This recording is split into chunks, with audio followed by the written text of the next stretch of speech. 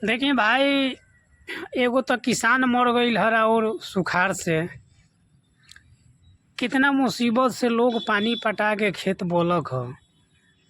लेकिन देखी कितना हरा भरा खेत बा। आए में है जंगली जानवर घोरपना जाना के कहल जाला, कुछ लोग नीलगाय भी कहेला। देखिए हम वीडियो बनावता नहीं तो कौआ हमरा के मना करता है। देखिए दोनों मना करता ना सकी मत बनाओ।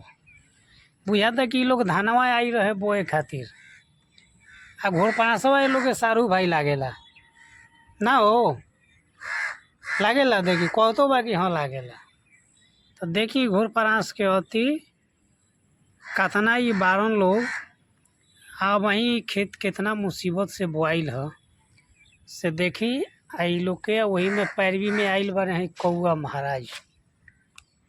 इंगरा के देखी कौआ के देखी इंगे कहता नहीं ई माना करता रहे आगे कि ना एकरा के मत बेलगावो, सपोर्ट ना कर जाओ ओकरा के।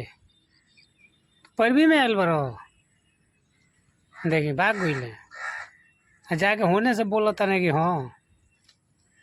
तो ऐसे देखी कितना नुकसान होता।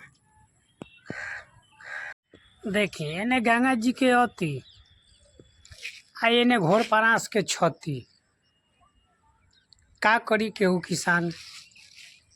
गंगा जी के रोकेला केहू के पावरे नहीं किया, घोरपनास के रोक देवेला कौनो दवाइए नहीं है।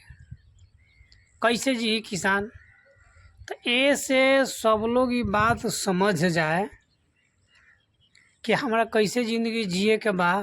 उ दिन आ गइल बा, घाटा के हाल देखिए में पानी ख़त्म बा। घाटा के कल बोरिंग के पानी हम सुनो तो नहीं ख़त्म बा, लेकिन कहीं कहीं घाटों के ख़त्म बा। लेकिन गंगा जी के पानी देखी दोनों ओर से क्षति बा। अभी कैसे ज़िंदगी बीती ये किसान समझी। आ सब किसान लोग मिल के अपन अपन कमेंट बॉक्स में राय दी कि केकर का सुझाव बा।